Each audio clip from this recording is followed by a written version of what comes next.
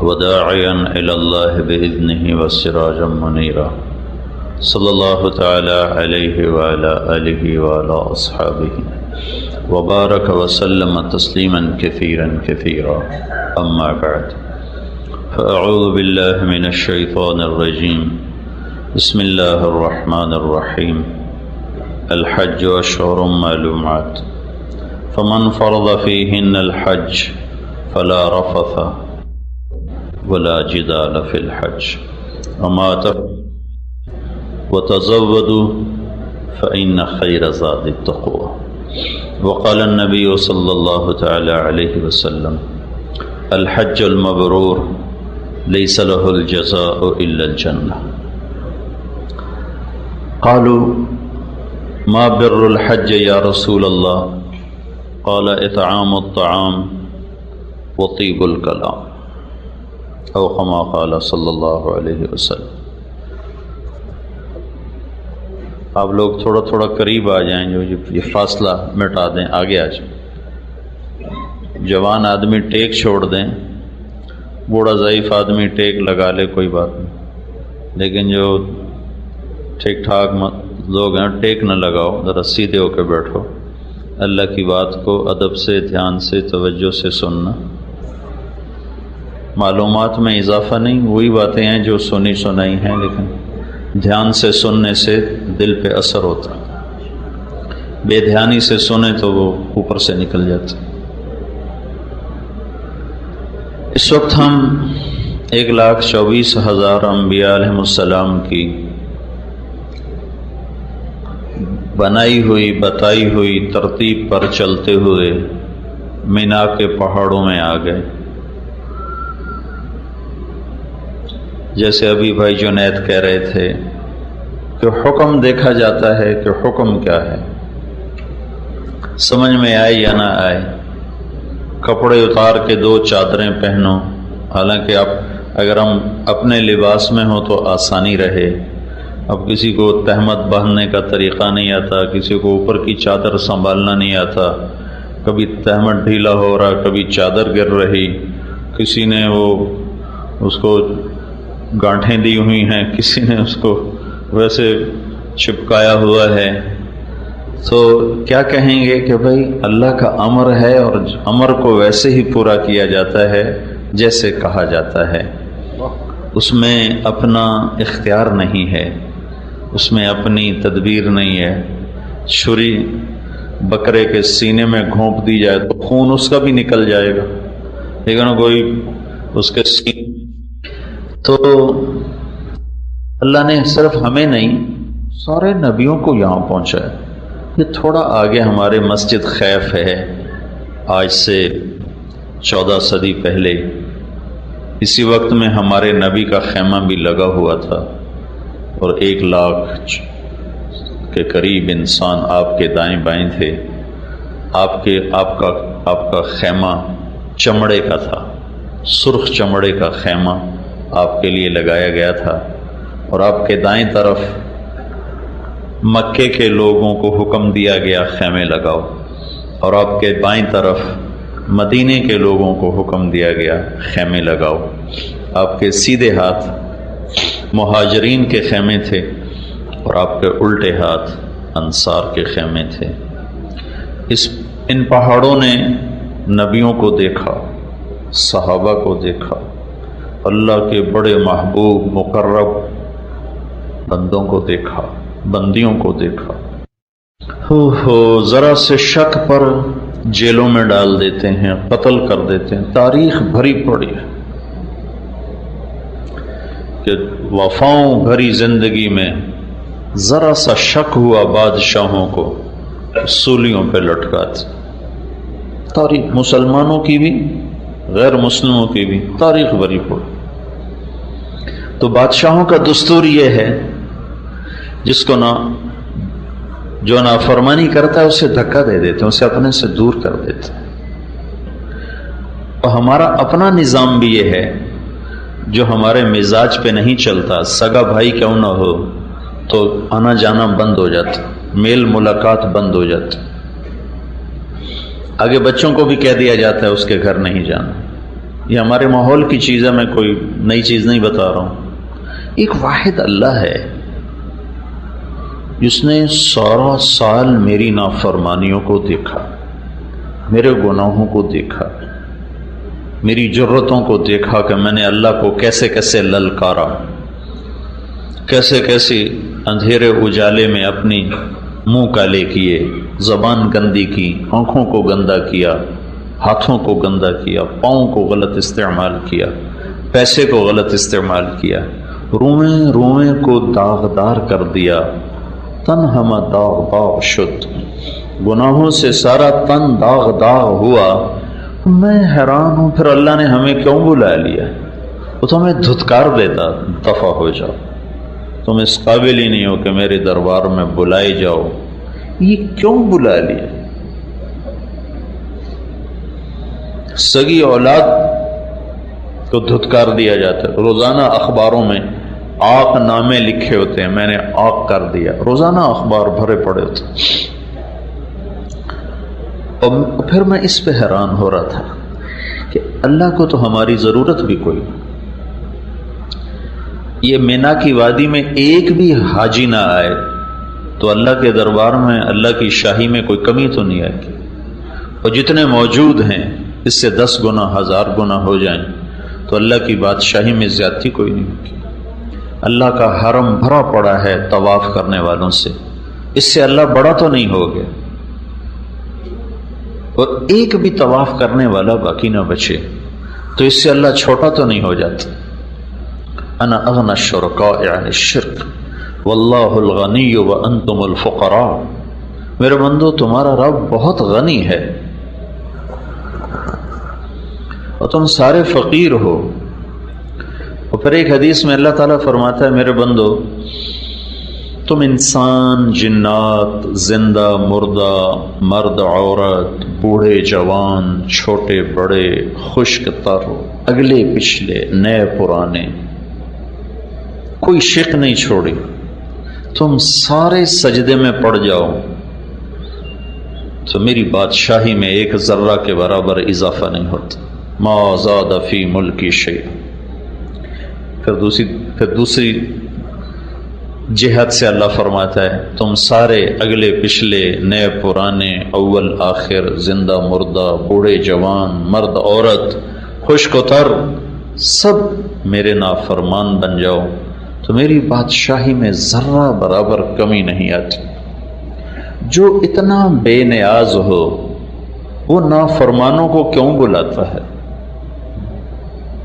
کیا ظرف ہے میرے اللہ کا، کیا ظرف۔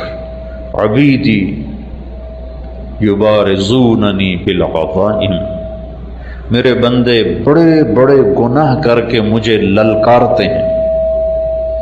وَأَنَا أَكْلَأُهُمْ فِي مَضَاجِعِهِمْ كَأَنَّهُمْ لَمْ يَعْصُونِي، اور میں انہیں رات کو ایسی نیند سلاتا ہوں جیسے سارا دن انہوں نے میری کوئی نافرمانی کی ہی نہ ہو۔ تو بھائیو، سب سے پہلے تو ہم سب مرد عورت اللہ کا شکر ادا کریں۔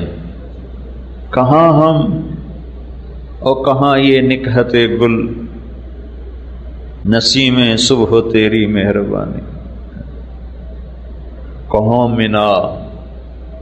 یہ سامنے اللہ کے نبی کا خیمہ لگا ہوا تھا، یہ سامنے مسجد خیف، اور ادھر یہ رائٹ سائڈ ہے مسجد خیف کی، تو ادھر پتہ نہیں یہاں ابو بکر کا خیمہ لگا ہو، یہاں عثمان کا خیمہ لگا ہو۔ مہاجرین کے خیمے ادھر تھے، انصار کے خیمے ادھر تھے، مکے کی سائیڈ انصار کے خیمے، مینا کی سائیڈ مہاجرین کے خیمے۔ ہمیں اللہ نے کیوں بلا لیا؟ میں تو نس نس میں نافرمانی رچی ہوئی، تو ہم تو اس قابل نہ تھے کہ اس یہاں آتے۔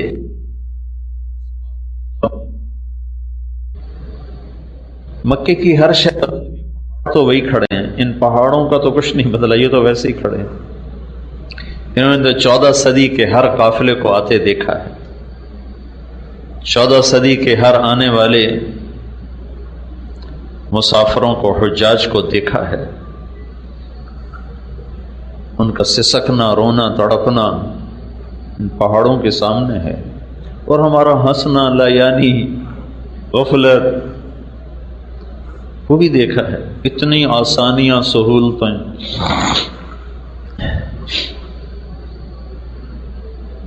تو بھائیو، پہلا ہمیں اللہ کا شکر ادا کرنا چاہیے کہ اس نے ہمیں بلایا ہے۔ آدمی خود آ سکتا ہے، اپنی طاقت سے آ سکتا ہے۔ میں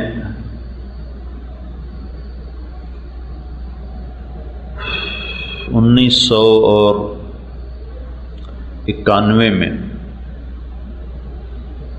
حرم شریف سے نکلا، ایک جگہ میرا بیان تھا، تو جہاں یہ مکہ ٹاور ہے یہاں ٹیکسی سٹینڈ تھا، سامنے سڑک تھی، وہاں سے میں نے ٹیکسی لی،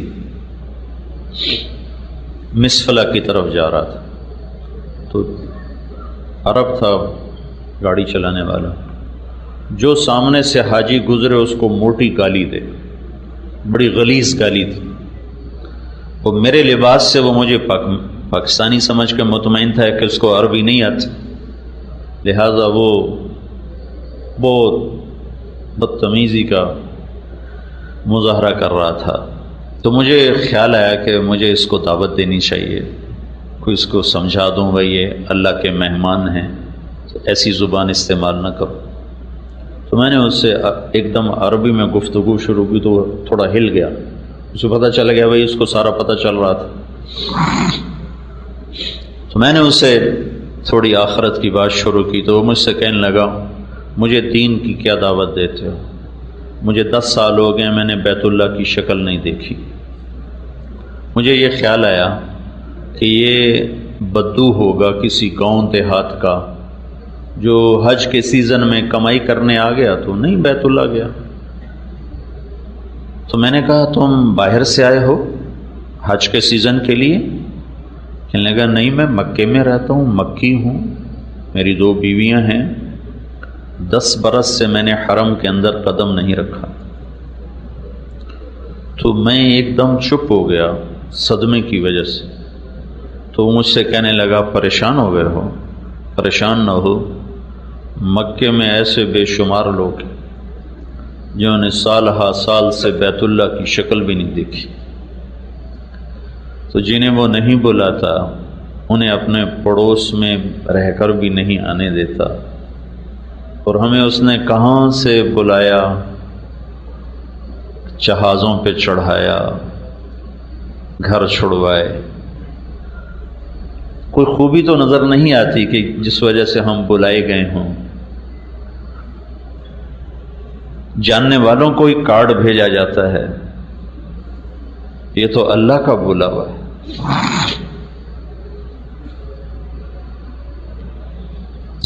تو بھائیو بہنوں، ہم سب پہ شکر واجب ہے کہ یا اللہ تیرا شکر ہے تو نے ہمیں بلایا ہے۔ میں نے گزشتہ رات بھی بات کی تھی، اس کو پھر دہراتا ہوں، ضروری ہے۔ حج کا احرام باندھنے کے بعد اللہ 3 چیزوں کا مطالبہ کرتا ہے، فمن فرض فیہن الحج فلا رفث ولا فسوق ولا جدال فی الحج۔ میرے بندو، جب احرام باندھ لو تو اب یہ احرام کی پابندیاں اگرچہ ظاہری طور پر حج سے متعلق ہیں، لیکن 3 چیزوں کا مطالبہ موت تک تم سے کرتا ہوں۔ لا رفث، زبان کے غلط استعمال سے توبہ کر لو، مرتے دم تک اپنی زبان کو غلط استعمال نہ کرو۔ آپ نے حضرت معاذ بن جبل سے فرمایا، معاذ تمہیں سارے دین کا خلاصہ بتاؤں؟ سارے دین کا خلاصہ؟ کہا جی کیا ہے؟ تو مجھے دیکھیں آپ نے ایسے کیا، فزیکلی کر کے دکھایا، یہ نہیں فرمایا زبان پہ قابو پاؤ، یہ نہیں فرمایا، یوں کیا۔ معاذ وہ شخص ہیں جن کے ہاتھ میں قیامت کے دن علماء کا جھنڈا ہوگا، تو ان کو ایسے سمجھایا جیسے بچے کو سمجھایا جاتا ہے۔ ایسے کیوں کیا؟ کہ دین کا مشکل ترین کام ہے اس زبان پہ قابو پانا۔ تو معاذ کہنے لگے یا رسول اللہ زبان پہ پکڑ ہوگی؟ تو آپ نے فرمایا معاذ کیا کہتے ہو، سب سے زیادہ جہنم میں دھکا دینے والی زبان ہے۔ تو اللہ کا ہم سے مطالبہ ہے جب تم اس پاک وادی میں آئے ہو تب اس زبان کی وَإِذَا تَصَابَتْ أُمَّتِي سَقَطَتْ مِنْ عَيْنِ اللَّهِ، جب میری امت گالیاں نکالنا شروع کرے گی تو اللہ کی نظروں سے گر جائے گی۔ ہمارے چھوٹے چھوٹے بچے گالیاں نکالتے،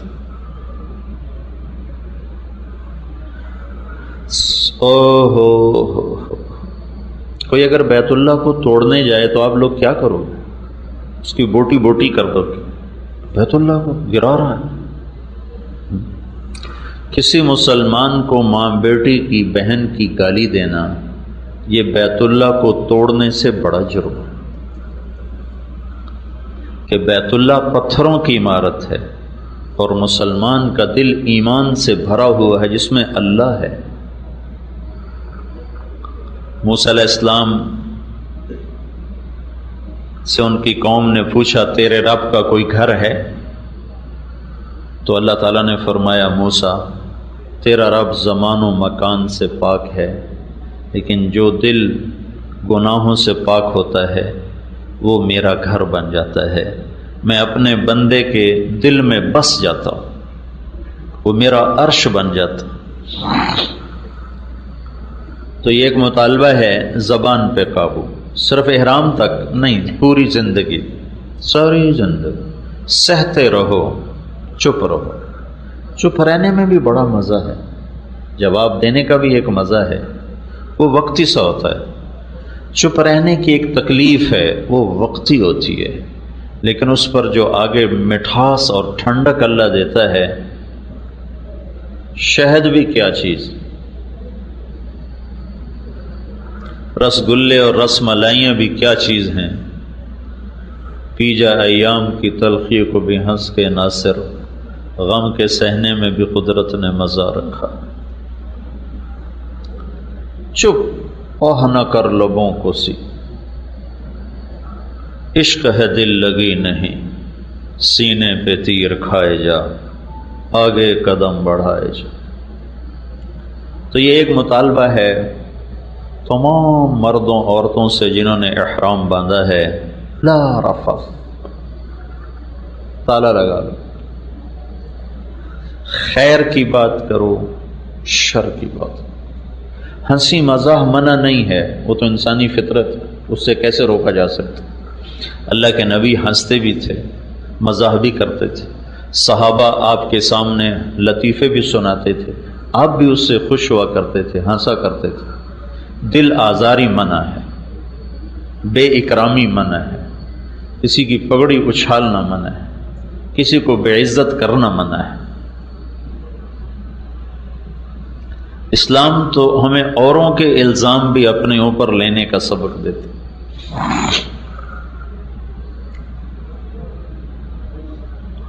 زبان پہ قابو، لا رفث۔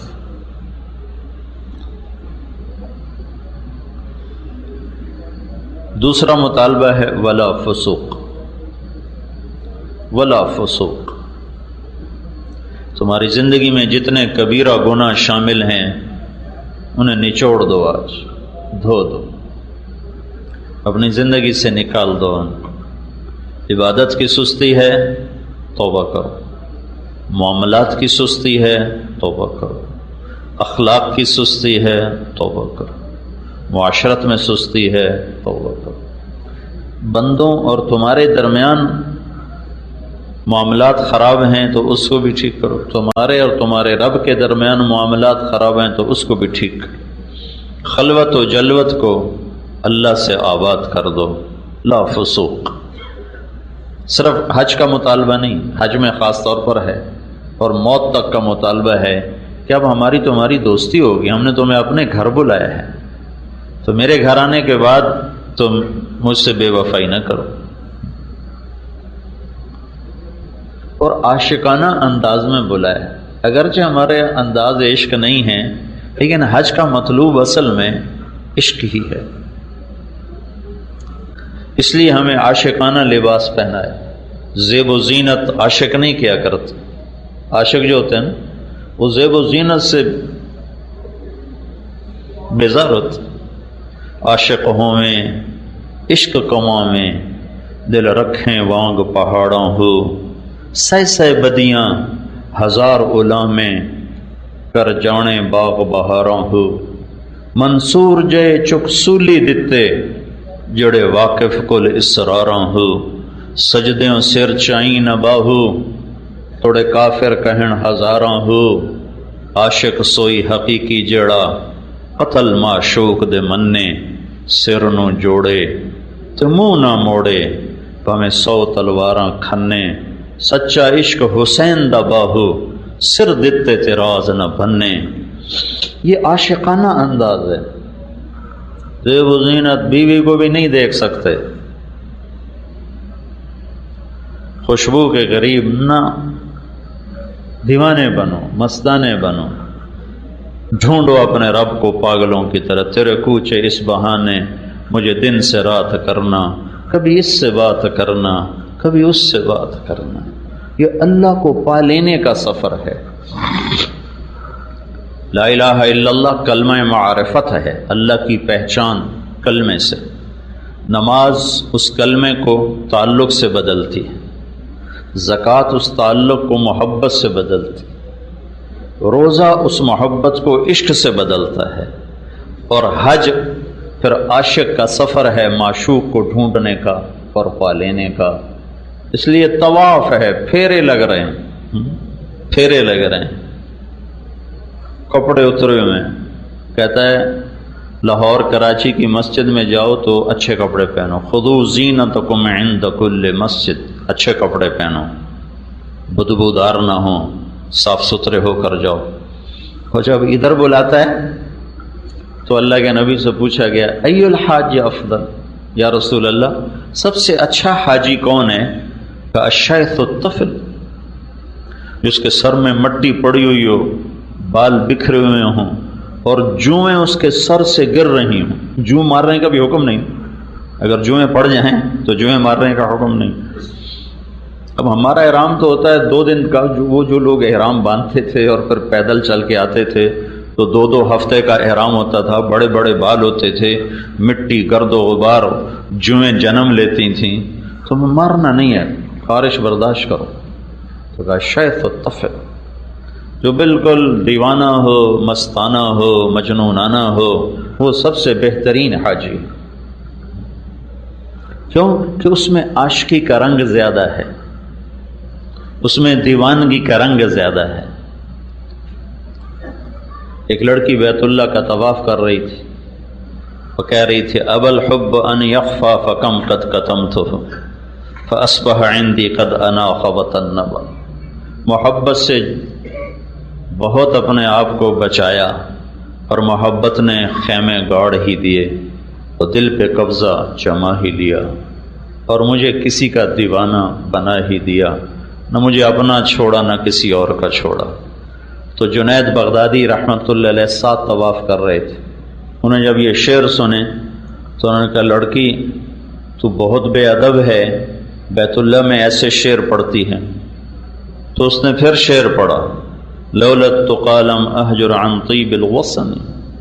جنید غلط نہ سمجھ میری بات کو. رات کے اندھیروں میں اللہ کے گھر کے طواف عشق ہی کرواتا ہے. تجھے اتنا بھی نہیں پتہ میں کس کے عشق میں کہہ رہی ہوں. تو جنید رحمت اللہ علیہ ذرا ٹھٹ کے سنبھلے کہ یہ لڑکی تو کچھ اور ہے. پھر اس لڑکی نے کہا جنید کس کا طواف کر رہے ہو؟ تو انہوں نے فرمایا بیت اللہ کا. تو وہ ہنسنے لگی اور یوں آسمان کی طرف نگاہ اٹھائی اور کہنے لگی یا اللہ تیرے بھی بندے کیسے دیوانے ہیں. تجھے چھوڑ کر پتھروں کا طواف کرتے ہیں. تیری بجائے پتھروں کا طواف کرتے. تو جنید فرماتے ہیں میں غش کھا کے گر گیا اور پھر مجھے اندازہ ہوا کہ وہ کس مقام کی بچی تھی. میں اس کو غلط سمجھا تھا. تو حج کا سفر اصل تو اللہ کو ڈھونڈنے کا سفر. اب یہ حج ٹور والوں نے سہولتیں دینے کے چکر میں سارا حج لڑائی بنا دی، ہمیں یہ نہیں ملا، ہمیں وہ نہیں ملا، ہمیں یہ نہیں دیا گیا، ہمیں وہ نہیں دیا گیا۔ وہ اصل جو تصور تھا وہ ختم ہی ہو کے رہے۔ کھانا ایسا تھا، بس ایسی خراب تھی، جگہ اتنی تنگ تھی، ہوٹل اچھا نہیں تھا۔ جس رب نے بلایا تھا کہ تیرا میرا کچھ تعلق ہو جائے، وہ تو محوی ہو گیا، بھول بھلائیاں ہو گئی۔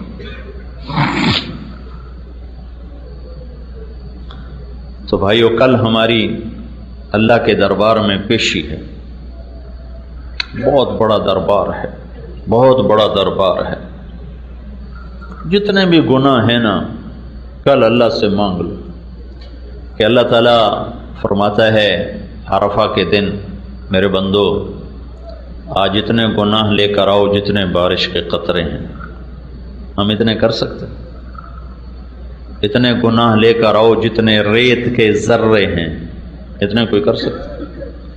اتنے گناہ لے کر آؤ جتنے درختوں کے پتے ہیں، اتنے گناہ لے کر آؤ جتنے گردش ایام میں، جب سے ٹائم شروع ہوا، ٹائم اربوں سال پہلے ٹائم شروع ہوا، اس دن سے آج تک جتنے دن رات بنے ہیں اس کے برابر گناہ لے کر آؤ، اس سارے کے مجموعے کے برابر گناہ لے کر آؤ، تو آج میں معاف کرنے کے لیے آیا بیٹھا ہوں۔ تمہارے دو بول کا منتظر ہوں گا کہ تم کو یا اللہ معاف کر، میں سارے ہی معاف کروں۔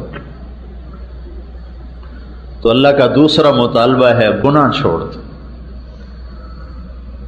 اس کا مطلب یہ نہیں کہ یہ فرشتہ بن جائے گا، اس سے پھر بھی ہو جائے گا۔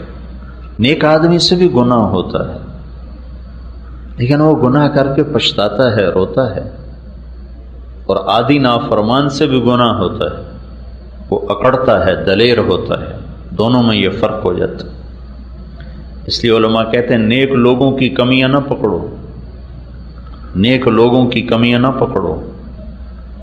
کیوں کہتے ہیں؟ صحابہ کے بارے میں زبان بند رکھو۔ خود اللہ کے نبی نے فرمایا اللہ اللہ فی اصحابی لا تتخذوہم غرضا من بعدی، کہ میں تمہیں اللہ سے ڈراتا ہوں میرے صحابہ کے بارے میں کبھی بات نہ کرنا، ان کو کبھی تنقید کا نشانہ نہ بنانا۔ وہ فرشتے نہیں، انسان تھے، ان سے خطائیں ہوئی ہیں، لیکن ان کی خطاؤں پہ گفتگو نہ کرنا، ورنہ اللہ تمہیں پکڑ لے گا۔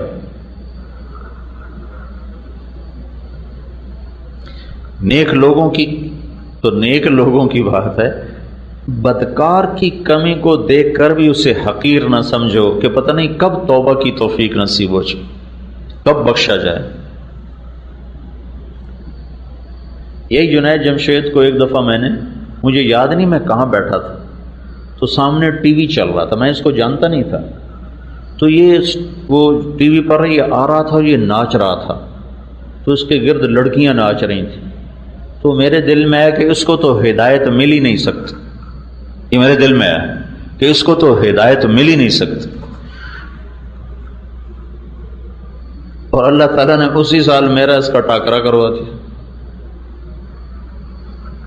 تو بدگمانی تو حرام ہے، اور کسی مسلمان کو اس کے گناہ کی وجہ سے حقیر سمجھنا حرام ہے۔ پتہ نہیں کب توبہ کر جائے، نہیں توبہ کرتا، پتہ نہیں کون سی بات اللہ پسند کر کے اس کی بخشش کر دے، تو میں پکڑا جاؤں کہ تو میرے بندے کو حقیر کیوں سمجھتا تھا۔ تو دوسرا مطالبہ ہے اللہ تعالیٰ کا، گناہ چھوڑو، ہو جائے گا توبہ کرو، جب ہو توبہ کرو، توبہ کی کوئی حد نہیں ہے۔ اور سبحان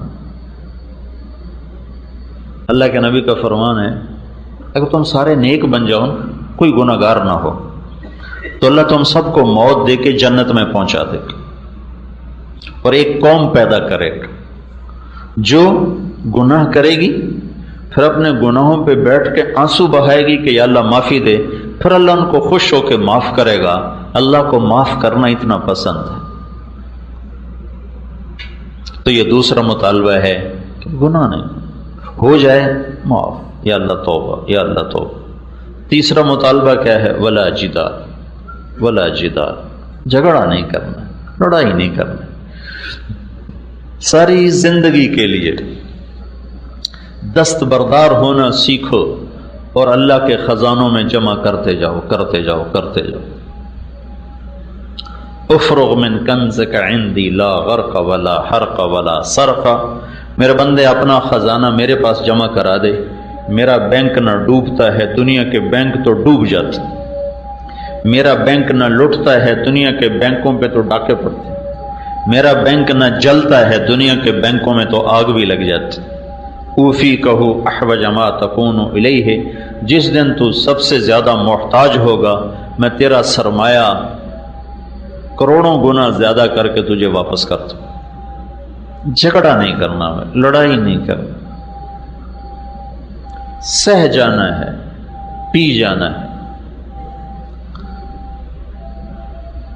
یہ تین مطالبے ہیں اللہ کے۔ ایک خوشخبری ہے چپ رہ جانے والے کی، اپنا حق چھوڑ دینے والے کی۔ آپ نے مدینے والوں سے فرمایا میرے بعد تمہیں تمہارا حق نہیں ملے گا، تم کیا کرو گے؟ تو نے ایسے کہا یا رسول اللہ ہم تلوار اٹھائیں گے اور اپنا حق وصول کریں گے۔ تو آپ نے فرمایا میں تمہیں اس سے بہتر چیز بتاؤں؟ کہا جی کیا؟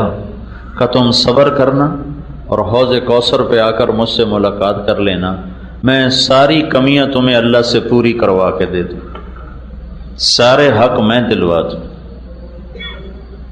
خوشخبری صرف مدینے والوں کے لیے نہیں ہے، ہر اس بندے بندی کے لیے ہے جو اللہ کی رضا کی خاطر جھگڑا چھوڑ دیتا ہے اور حق سے دستبردار ہو جاتا ہے۔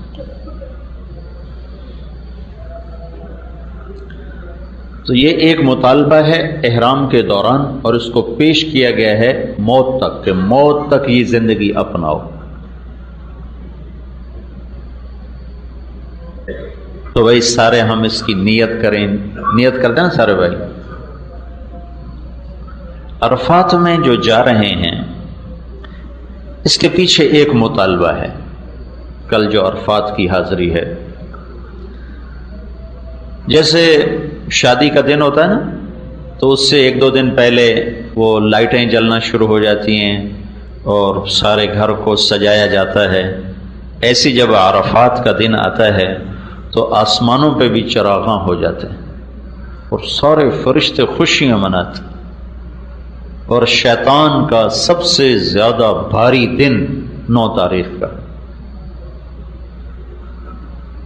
تو 9 تاریخ کا ایک مطالبہ ہے۔ عرفہ پہچان کو کہتے ہیں، پہچان کیا؟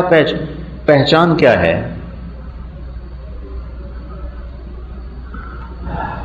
آدم علیہ السلام کو اللہ نے آسمان سے اتار کے سری لنکا پہنچایا اور حوا کو شام میں پہنچایا۔ جیسے مردوں میں یوسف علیہ السلام سب سے حسین ہیں، عورتوں میں حوا اللہ نے سب سے حسین بنا۔ ان جیسا حسن دنیا میں کسی عورت کو نہیں ملا قیامت تک۔ 40 سال میاں بیوی چلتے رہے روتے رہے، چلتے رہے روتے رہے۔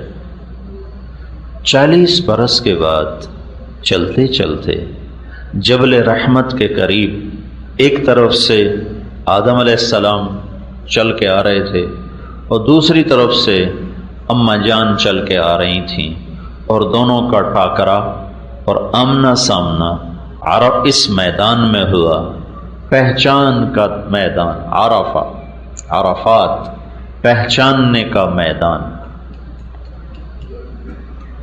دونوں اماں ابا نے یہاں بیٹھ کر اللہ سے توبہ کی اور معافی مانگی اور دعا کی اور روئے اور کہا ربنا ظلمنا انفسنا وَإِن لَّمْ تَغْفِرْ لَنَا وَتَرْحَمْنَا لَنَكُونَنَّ مِنَ الْخَاسِرِينَ۔ اللہ نے ان کی توبہ کو قبول فرمایا۔ تو عرفات میں جانے کا سب سے بڑا مقصد ہے کہ ہم جتنے مرد عورت جا رہے ہیں ہم وہاں جا کے توبہ کریں، توبہ، ایک ہے معافی مانگنا، ایک ہے توبہ کرنا۔ معافی مانگنا تو یہ ہے کہ یا اللہ میرے پچھلے معاف کر دے، اور توبہ یہ ہے کہ یا اللہ آئندہ بھی کوئی نہیں کروں گا، آئندہ بھی کوئی نہیں کروں گا۔ ایک صاحب کہہ رہے تھے اسی جاویدہ ہے، پچھلے معاف کرا کے آ جاویدہ پھر شروع ہو جاویدہ ہے۔ تو یہ معافی مانگنے والا طبقہ تو بہت بڑا ہوتا ہے، توبہ کرنے والا کوئی کوئی ہوتا ہے۔ تو ہم نے توبہ کرنے جانا ہے، اور اللہ کی بارگاہ میں بڑا اونچا عمل ہے توبہ۔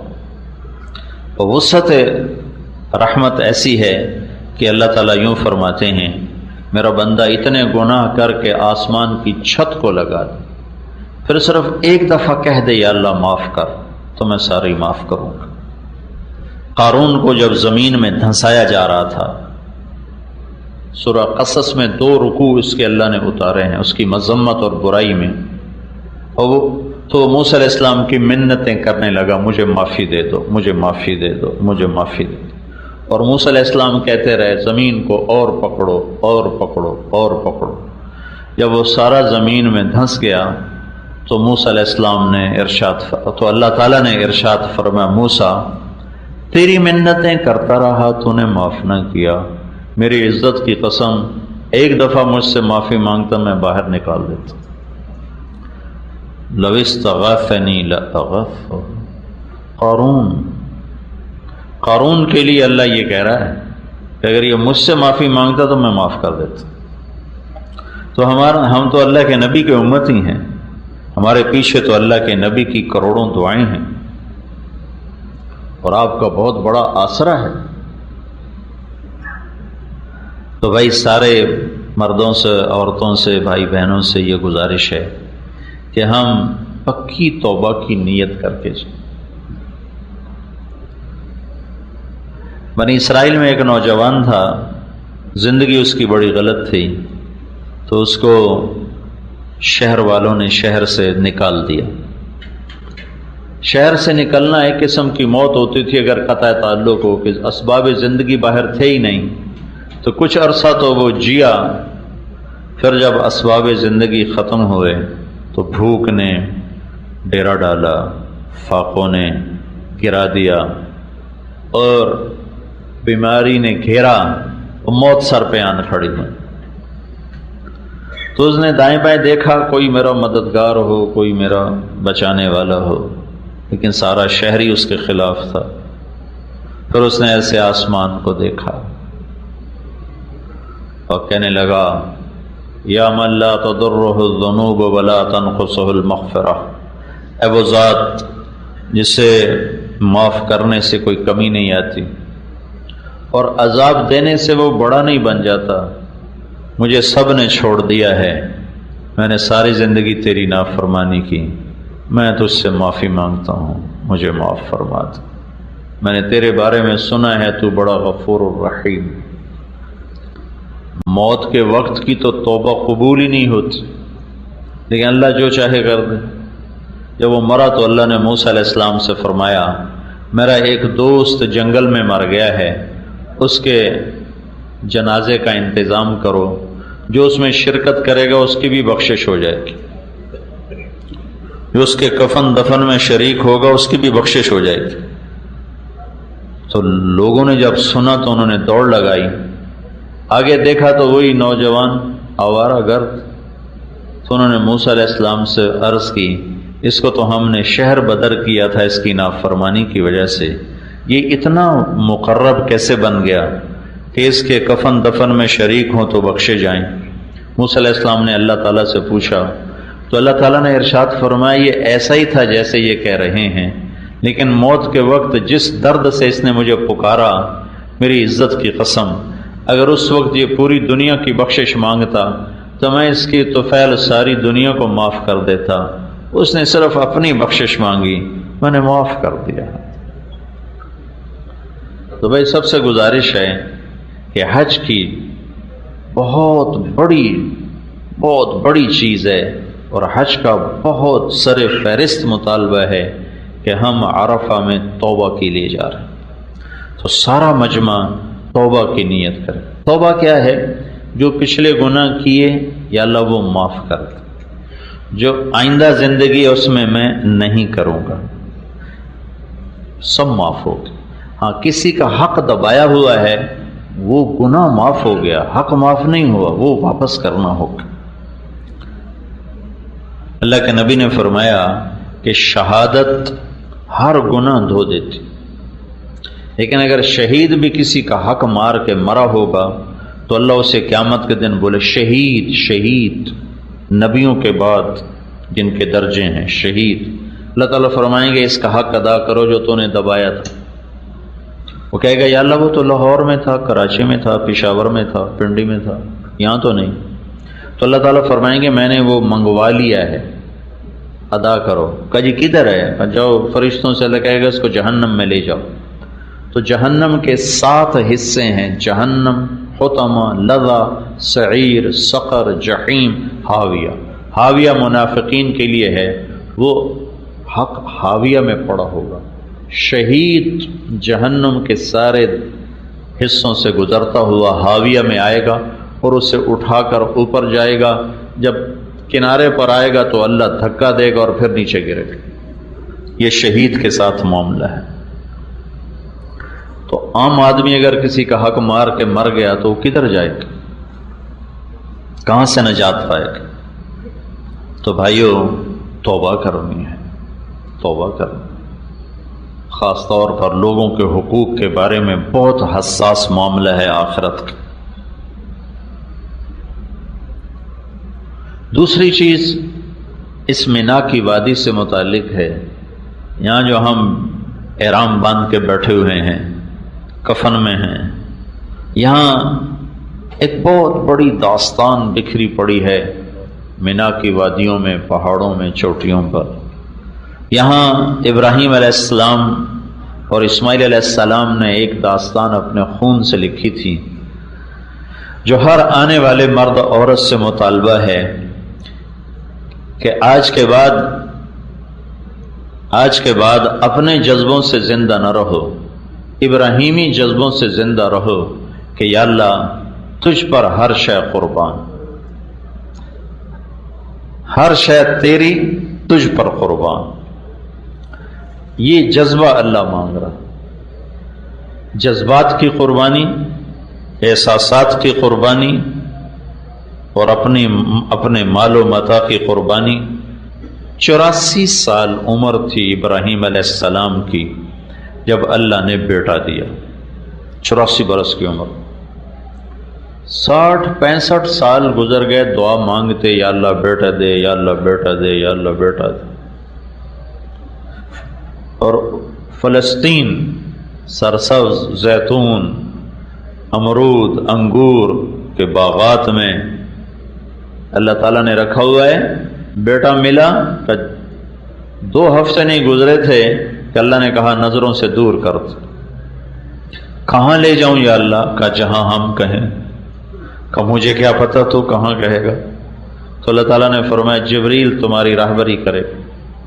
تو جبریل انسانی شکل میں ایک اونٹ پر سوار ہو کر آئے، اور سارا، ہاجرہ اور اسماعیل اور ابراہیم علیہ السلام یہ دوسرے اونٹ پر ساتھ چلے، اور جبریل آپ کو لے کر مکہ پہنچے۔ چاروں طرف کالے پہاڑ، جبل ابی قبیس، صفا، مروہ، جبل عمر، جو اب جبل عمر، پتہ نہیں اس وقت کیا نام تھا۔ تو یہ چاروں پہاڑوں کے اندر بیت اللہ ایک ٹیلہ تھا۔ جب یہاں پہنچے تو جبریل نے کہا یہاں اپنی بیوی اور بچے کو چھوڑ کے آؤ، واپس چلے جاؤ۔ تو ابراہیم علیہ السلام جیسی ہستی جنہوں نے آگ میں گرتے ہوئے اف نہ کی، جب یہ بات سنی تو ان کو ایک دم حیران ہو کر فرمایا یہاں کیسے چھوڑ دو؟ یہاں تو نہ پانی نہ سایہ۔ تو جبریل نے کہا آپ کے اللہ کی یہی منشا ہے، یہاں چھوڑ دو۔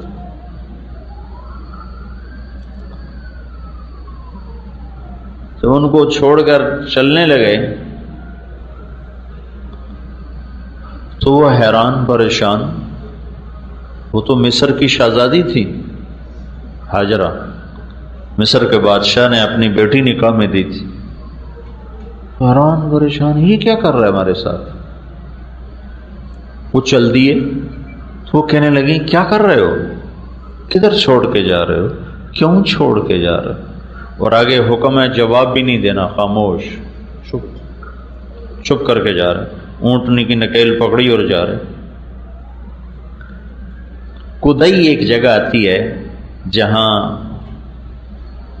اب یہ زمزم کا پانی وہاں مہیا کیا جاتا ہے، یہ بیت اللہ سے کوئی 3 کلومیٹر کا فاصلہ ہے، یہاں تک میاں بیوی چلتے آ رہے ہیں اور ہاجرہ فریادیں کرتی آ رہی۔ آپ ذرا سوچو ابراہیم کے دل پہ کیا گزر رہی ہو، صرف نبی نہیں ہے، خامد بھی تو ہے، باپ بھی تو ہے، انسان بھی تو ہے، کیا گزر رہی ہو؟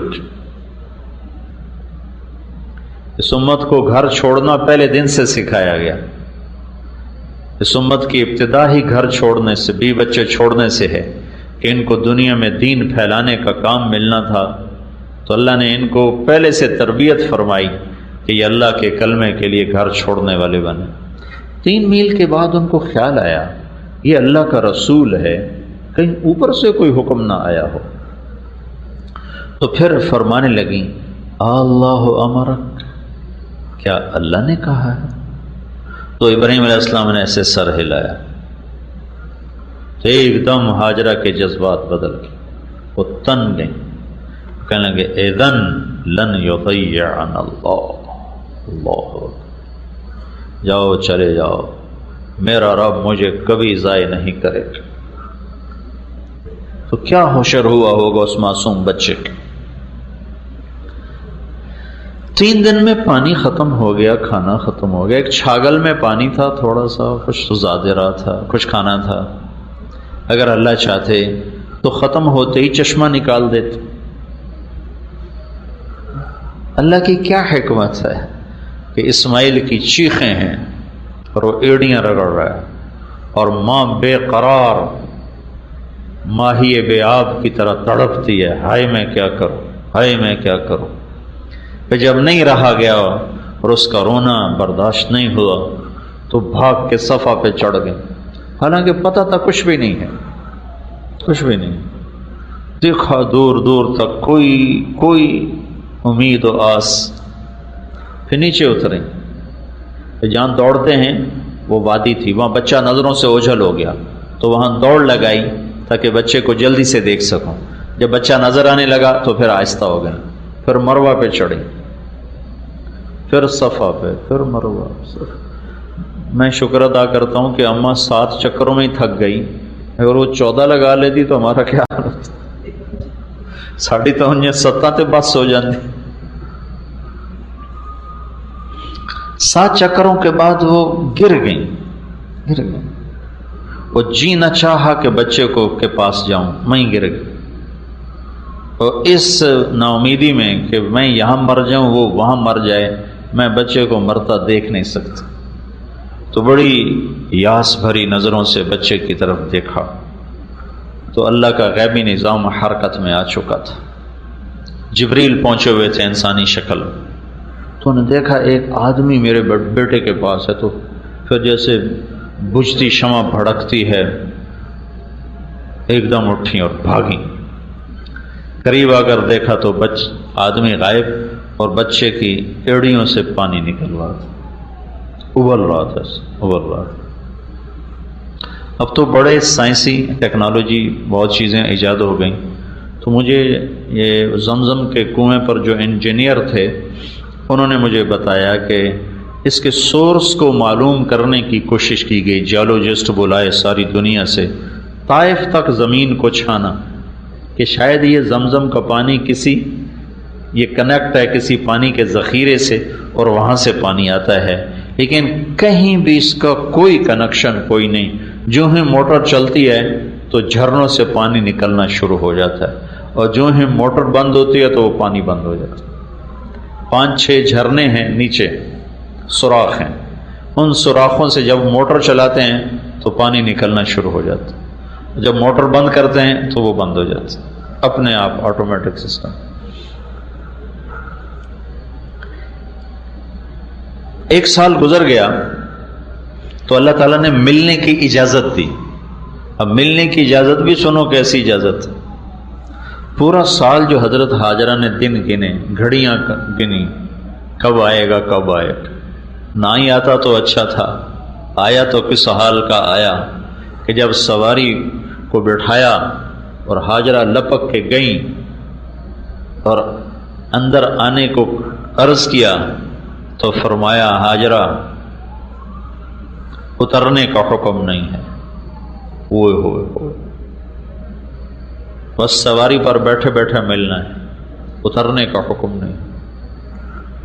تو ہاجرہ کے صبر کے آنسو چھلک پڑے کہ اچھا میں اللہ کے امر پر راضی ہوں، مجھے اجازت ہے آپ کا منہ ہاتھ دھو دوں، آپ مٹی مٹی ہیں، آپ کے پاؤں دھو دوں، سر دھو دوں، اجازت کہاں اجازت۔ اونٹنی پر بیٹھے بیٹھے بیوی نے خامد کی خدمت کی۔ عورت کی سب سے بڑی متاع خامد ہوتا ہے، اور خامد ابراہیم جیسا ہو تو اس کی جدائی کیسی ہوگی۔ بچے کو گود میں لیا، بوسہ دیا، ہوگی، اور جب وہ بھاگنے لگا، دوڑنے لگا، اچھلنے لگا تو حکم ہو گیا جاؤ اور جا کے ذبح کر دو۔ یا آئے تھے ایک دفعہ ملنے، یا اب آ رہے ہیں ذبح کرنے۔ کس عمر میں؟ 94 سال کی عمر، 92 سے 94 سال کی عمر تھی۔ 92 سال کا بندہ تو مرغی نہیں ذبح کر سکتا، اسے کہا جا رہا جا کے بچے کو ذبح کر دو۔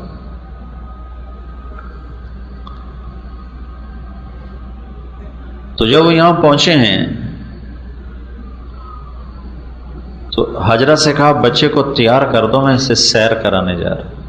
تو اسماعیل بھی بڑے اچھل رہے کہ آج میرا ابا مجھے سیر کرانے لے جا رہا، میں ابا کے ساتھ سیر کرنے جا رہا۔ وہ چھری انہوں نے چھپائی ہوئی ہے، لے کر نکلے ہیں تو پیچھے شیطان آ گیا ہاجرہ کے پاس۔ تجھے خبر ہے یہ کہاں لے کے گیا؟ کہ سیر کرانے کا؟ نہیں، ذبح کرنے جا رہا ہے۔ تو انہوں نے فرمایا وہ اللہ کا نبی ہے، وہ ایسا نہیں کر سکتا۔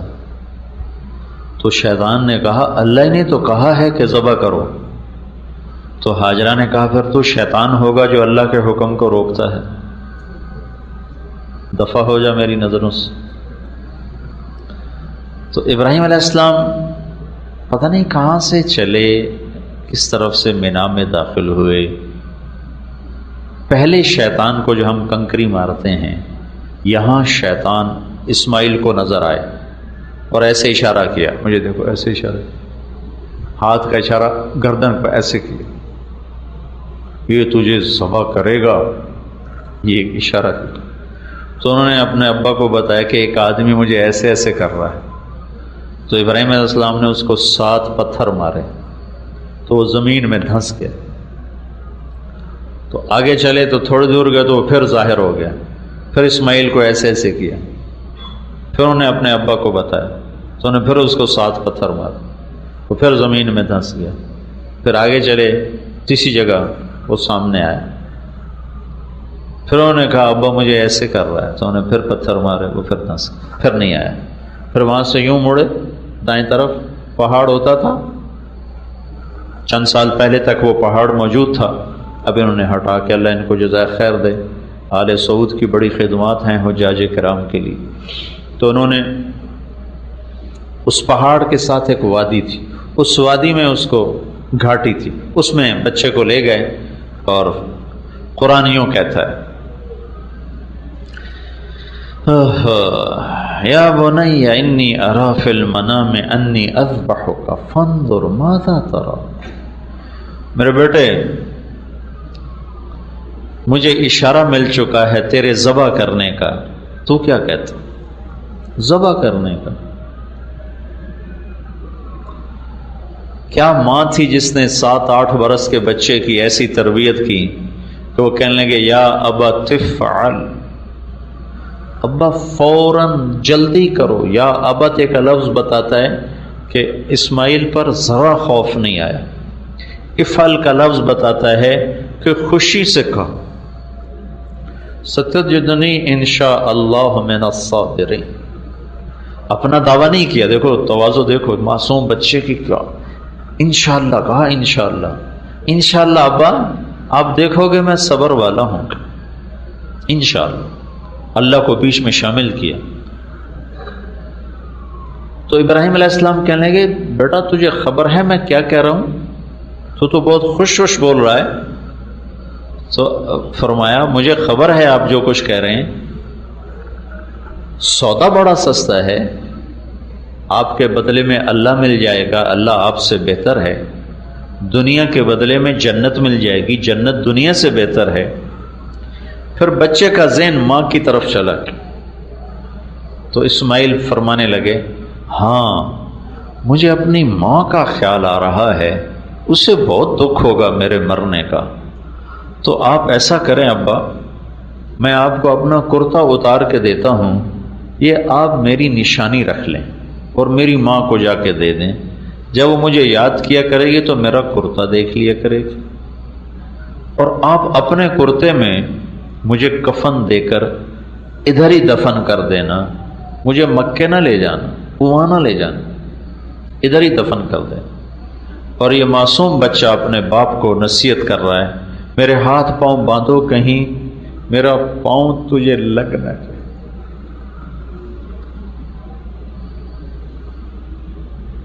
اور مجھے الٹا لٹا دو کہ آنکھوں سے آنکھیں چار نہ ہوں، تیرا ہاتھ کانپ نہ جائے. اور آنکھوں پہ پٹی باندھ لو تاکہ تیرا دل مضبوط رہے تو گھبرا نہ جائے. یہ ایک معصوم بچہ 94 برس کے بوڑھے کو نصیحت کر رہا ہے. بیٹے کی ٹانگیں باندھی جا رہی ہوں ذبح کرنے کے لیے. بکرے کی ٹانگیں تو باندھی جاتی ہیں، گائے بھینس اونٹ کی ٹانگیں تو باندھی جاتی ہیں. معصوم بچے کی ٹانگیں ہاتھ باندھے جا رہے ہوں ذبح کرنے کے لیے، تو اس باندھنے والے کے جی پہ کیا گزر رہی ہوگی. اور ان کو لٹایا، یعنی جیسے پہلے کہا ہے 94 برس کا بوڑھا تو مرغی نہیں ذبح کر سکتا، وہ بچہ ذبح کرنا پڑ جائے. تو اپنا گھٹنا ان کے کمر پہ رکھا اور ان کے سر کے بال پکڑے اور یوں اس کو اٹھایا، سر کو اٹھایا تاکہ نیچے سے چھری چلا سک. ایسے سر کو اٹھایا اور یوں، اللہ کیا منظر ہوگا. یوں آسمان کی طرف دیکھا اور کہا یا اللہ تو مجھ سے ناراض ہو گیا ہے. تو کیا سمجھتا ہے کہ اسماعیل کی محبت میرے دل میں تجھ سے زیادہ ہے؟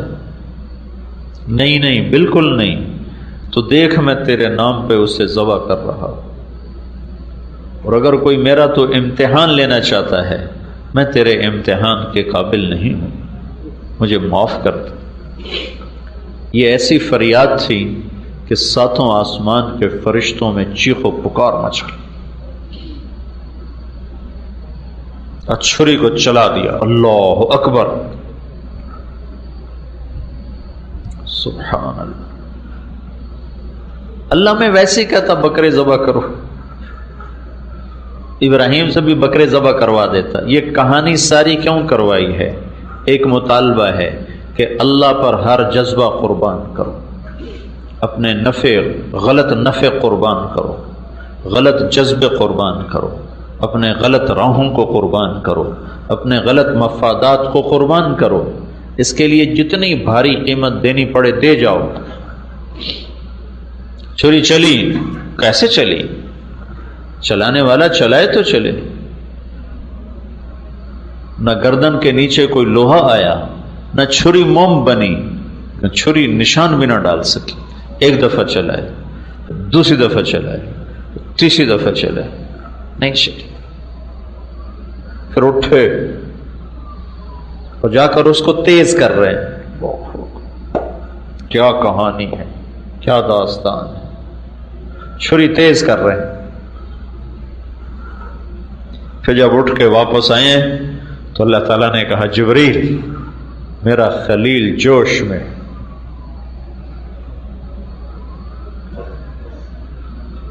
فوری پہنچو، اب میرا خلیل جوش میں ہے، فوری پہنچو. تو 1 سیکنڈ کے 1000 کروڑ میں کھرب میں حصے میں جنت سے چھترا لیا، اسماعیل کو کھسکایا، چھترے کو ڈالا اور چھری پار ہوئی گردن کے پار. ابراہیم سمجھے اسماعیل ذبح ہو گیا، پٹی جلد. آنکھ کھلی تو جبریل بھی کھڑا ہے، اسماعیل بھی کھڑا ہے اور چھترا ذبح ہوا پڑا. اللہ کے نبی قربانی میں چھترا ذبح کیا کرتے تھے. ساری زندگی آپ 2 چھترے ذبح کیا کرتے تھے، ایک اپنی قربانی کا اور ایک امت کی طرف سے آپ ذبح کیا کرتے تھے. ویسے تو گائے، اونٹ، بیل، بکرا، بکری، چھترا، دمبا، بھیڑ سب چلتا ہے، لیکن اللہ کے محبوب ہمیشہ قربانی 2 چھتروں کی کیا کرتے تھے اپنی طرف سے. بیویوں کی الگ ہوتی تھی. وہ سنت ابراہیمی کی یاد میں کہ وہاں چھترا لایا گیا تھا. تو ہم سب سے اللہ کا مطالبہ ہے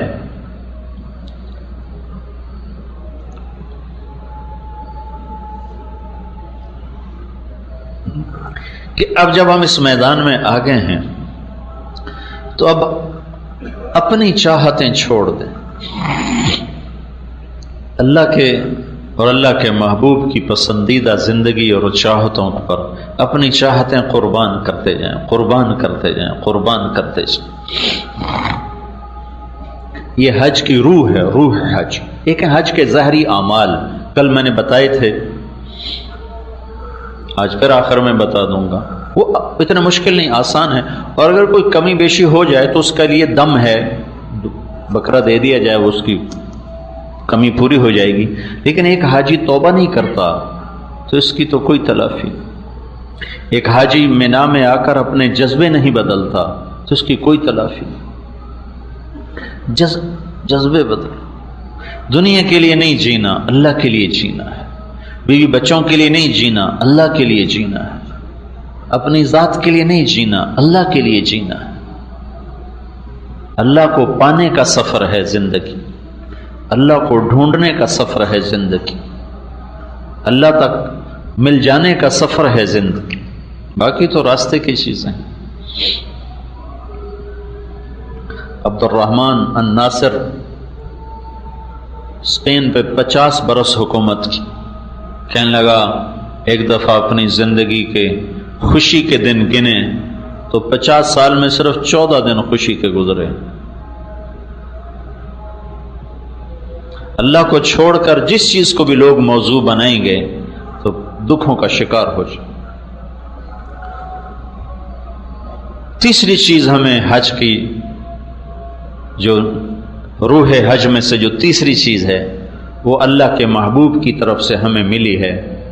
اللہ کے رسول صلی اللہ تعالی علیہ وسلم نے آخری حج کیا. میں نے تھوڑا سا رات بتایا تھا، جب آپ مدینہ سے چلے تو آپ کے ساتھ 12,000 کا مجمع تھا. جب آپ مینا میں پہنچے ہیں تو یہ مجمع 1 لاکھ سے بڑھ چکا تھا، اور جب آپ عرفات میں پہنچے ہیں تو یہ کوئی 1.25 لاکھ کے قریب یہ مجمع ہو چکا تھا. اس مجمع کو لے کر آپ عرفہ میں پہنچے ہیں، پھر وہاں سے آپ 10 تاریخ کو واپس آئے ہیں. اسی بڑے شیطان کے پاس آپ نے کنکر مارے ہیں.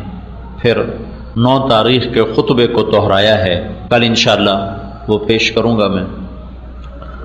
اس میں ایک جملے کا اضافہ کیا ہے، فَلْيُبَلِّغِ الشَّاهِدُ الْغَائِبُ.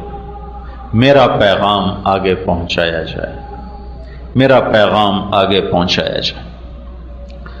تو حج کی تیسری ذمہ داری جو ہمیں ملتی ہے وہ دعوت کا کام ہے، وہ تبلیغ کا کام ہے. یہ اللہ کا احسان ہے کہ اس نے ہمارے خطے کے میں اس کو مرکزیت عطا فرماتی. بر صغیر کو اللہ تعالیٰ نے چن لیا. ساری دنیا کے انسانوں تک یہاں سے لوگ پہنچ رہے ہیں اور دنیا سے لوگ یہاں آ کر اس محنت کو سیکھ رہے ہیں. اور ان صحابہ اور تابعین تبع تابعین پہلے 300 سال کو چھوڑ کر پچھلے 1100 سال میں ایسی محنت وجود میں نہیں آئی. اور ایسا مؤثر اور ایسا پر اثر کام پچھلے 11 صدی میں نہیں. 3 صدی کو تو کوئی مل نہیں سکتا کو اللہ کے نبی کی شہادت، لیکن پچھلی 11 صدیوں میں امت کو جتنا نفع پہنچا ہے اس دعوت کی محنت سے، وہ ایک فقید المثال چیز اور ایک عجائب غرائب قدرت میں سے. تو بھائیو، تیسری چیز جو ہمیں ملتی ہے اس حج کی نسبت سے وہ دعوت الی اللہ ہے. اس کو آپ تبلیغی جماعت کی طرف منسوب مت کریں. میرا نبی براہ راست کہہ رہا ہے فَلْيُبَلِّغِ الشَّاهِدُ الْغَائِبُ، میرا پیغام جو مینا میں حاضر ہو جائے الف لام کے ساتھ کہ قیامت تک جتنے لوگ مینا میں آئیں گے وہ میرا پیغام آگے پہنچائیں گے. تو اس کو واپس جا کر مینج کریں کہ کچھ وقت ہم اس دعوت کے مبارک کام کے لیے نکالیں. اپنے دنیا کے کاموں کو تو ہم وقت دے ہی رہے ہیں، اس میں داخل کریں، اضافہ کریں اس مبارک محنت کا، اس مبارک کام کا، جس سے اوروں تک دین پہنچے، اوروں تک کلمہ پہنچے. پوری امت کا اجتماعی جرم ہے کہ ہم 6 بر اعظم میں بسنے والے انسانوں تک اللہ کا پیغام نہیں پہنچا رہے. اور اس امت میں میں ہندوستان کے ایک بہت بڑے بزرگ ہیں مولانا کلیم صدیقی صاحب، وہ وہاں غیر مسلموں میں دعوت کا کام کر رہے ہیں اور لاکھوں کی تعداد میں لوگ اسلام میں داخل ہو چکے. پرسوں مجھے ملنے آئے ہوئے تھے تو ان کے ساتھ انہوں نے ایک آدمی کا تعارف کروایا کہ اس کا نام تھا بلبیر سنگھ. یہ بابری مسجد کو جنہوں نے گرایا تھا اس کی قیادت کرنے والا یہ شخص تھا اور اب اس کا نام عامر ہے. تو بابری مسجد پر پہلی کدال چلانے والا وہ شخص تھا جو پرسوں وہاں بلڈنگ میں آیا ہوا تھا. اب اس کی ماشاءاللہ اتنی بڑی داڑھی تھی، اتنا بڑا اس کا محراب تھا. تو پہلی کدال اس نے چلائی، لیکن وہ اللہ کا نظام ایسا چلا کہ وہ اس دعوت کی محنت میں آیا لپیٹ میں اور اللہ نے اس کو کلمہ نصیب فرما دیا. تو اس نے یہ منت مانی تھی کہ میں 100 مسجدیں جو ویران ہیں میں وہ آباد کرواؤں گا جو ہندوؤں کے قبضے میں ہیں، سکھوں کے قبضے میں ہیں. تو اس نے بتایا کہ میں 77 مسجدیں آباد کروا چکا ہوں، 37 باقی، 27 باقی، 77 مسجدیں آباد کروا چکا. تو وہ انہوں نے بتایا کہ ایک وہاں پنجاب میں ایک بہت بڑا گھرانہ تھا، اس کی ایک بچی پڑوس میں جاتی تھی کھیلنے کے لیے. وہ گھرانہ تھا تبلیغ والوں کا، مسلمان تھے. وہ انہوں نے اس بچی کو دعوت دیتے رہے، وہ مسلمانوں کی مسلمان ہوئی تو سال 2 سال تو چھپا رہا، پھر پتہ چل گیا. تو جب انہیں پتہ چلا تو انہوں نے اس کو سمجھایا کہ ہم بڑے لوگ ہیں، ہماری بڑی بدنامی ہوگی اگر تم نے اپنا دھرم چھوڑ دیا. تو اس نے کہا پتا جی اب میں دھرم نہیں چھوڑوں گی. تو باپ اور چچا نے بیٹی کو قتل کرنے کا منصوبہ بنایا اور اس کو وہ لے کر گئے اور پہلے سے انہوں نے اپنے ملازموں سے گڑھا کھدوا دیا. تو باپ اور بیٹا چاچا دونوں اس بچی کو لے کر گئے. اس بچی نے اپنا نام رکھا تھا ہیرا. اس نے اللہ کے نبی کی سیرت سنی نا اس گھر میں کہ اللہ کے نبی غار ہیرا میں گئے. تو اس نے اپنا نام حرا رکھا ہوا تھا. تو جب وہاں کہ انہوں نے بچی کو دھکا دیا اس میں اور اس کو پیٹرول چھڑکا اور اس کو آگ لگا دی. تو اس کے چاچا نے کہا تو ہمیں مسلموں کی دوزخ سے ڈراتی ہے، ہم تجھے دنیا میں دوزخ کا مزہ چکھاتے ہیں. تو جب اس بچی کو آگ لگ رہی تھی تو وہ کہہ رہی تھی چچا مسلمان ہو جا، چچا مسلمان ہو جا، پتا جی مسلمان ہو جاؤ، دوزخ کی آگ سے بچ. وہ کہنے کہ یا اللہ تو گواہ ہے، میں نے تیری محبت میں یہ سب کچھ برداشت کیا ہے اور مجھے جہنم کی آگ سے بچا دے. اور وہ آخری سانس تک یہی کہتے رہے پتا جی مسلمان ہو جاؤ، چاچا مسلمان ہو جاؤ. تو جب وہ واپس آئے تو چچا بہت سنگ دل تھا، وہ مار دھاڑ والا تھا، لیکن باپ تو باپ تھا، وہ گر گیا چارپائی پر. مہینہ نہیں گزار سکا تو اپنے بھائی سے کہنے لگا مجھے مسلمان کر ورنہ میں مرتا ہوں. مجھے بچی کی چیخیں سونے نہیں دیتی. انہوں نے کہا ایک کو مارا اب تجھے بھی ماروں. وہ کا دل اس کا بھی ہلا ہوا تھا تو کہنے لگے شرم کی وجہ سے میں اس کو لے کر دلی آ گیا کہ علاقے میں کسی کو پتہ نہ چلے. اور دلی میں ایک مسجد کے امام سے کلمہ پڑھوایا. 2 دن کے بعد اس کا انتقال ہو گیا. تو کہنے لگے جب وہ بھائی کلمے پر مر گیا اور بھتیجی کو یوں میں نے آخر تک کہتے سنا چچا جہنم سے بچ جاؤ، کلمہ پڑھ لو، مسلمان ہو جاؤ، تو مجھے راتوں کو میری نیند اڑ گئی، مجھے اس کی چیخیں سنائی دیں، مجھے اس کی آوازیں سنائی دیں. پھر مجھے خود جستجو ہوئی کہ میں اسلام کا مطالعہ کروں، میں اسلام کو پڑھوں. تو پھر میں نے اسلام کے بارے میں پوچھنا شروع کیا تو آہستہ آہستہ اللہ تعالیٰ نے مجھے کلمے کی توفیق دی، میں مسلمان ہوا. پھر میں نے اللہ سے مانگا یا اللہ جو میں نے اپنی بھتیجی کو جلایا اس کا مجھے دنیا میں کوئی اس کے کفارے کی توفیق عطا فرما. کہ اسلام میں نے چھپایا ہوا تھا تو میں ان کا بہت بڑا لیڈر تھا. تو ایک جگہ ہندوؤں نے منصوبہ بنایا مسلمان بچے بچیوں کے اسکول کو جلانے کا اور اس میں ان کو بند کر کے جلا دینے کا. تو میں اس منصوبے میں شریک تھا. تو اس میں کوئی 300-350 بچے بچیاں پڑھتے تھے.